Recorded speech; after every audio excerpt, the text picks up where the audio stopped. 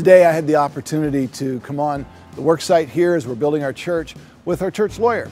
And he commented to me and he said he just was taken back by the fact that we would look at a building like this being used as a car dealership and be able to envision it being used as a church.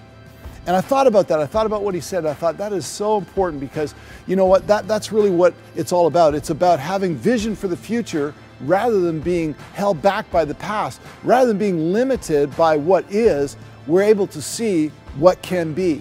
And you know what? We need to do the same thing in our lives.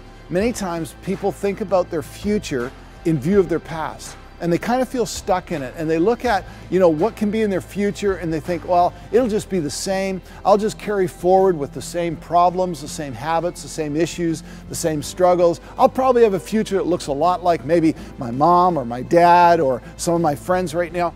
But the truth of the matter is that you have the opportunity through God's help to envision a future that could be very different from your past. As we've been working with the architects, one of the things I've noticed about them is that they have that ability to look at a site and decide on, okay, what stays and what goes. They don't feel bound by the history of the site. They don't feel bound by the past. They don't decide, oh, it's going to have to be this way because this is the way it's always been.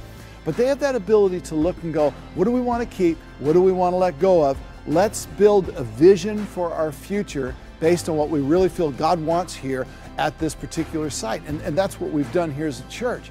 But you know what? That same principle applies to your life. God wants you to have a vision for your future that isn't bound by or hindered by your past. He wants you to have that ability and that freedom to look at your future and say to yourself, what am I going to keep and what am I going to let go of?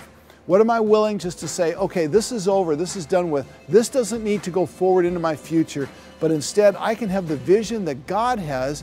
I can believe for what God says I can believe for, and then I can build towards a vision of the great things that God has in my future. It's not about what has been, it's about what can be for your life.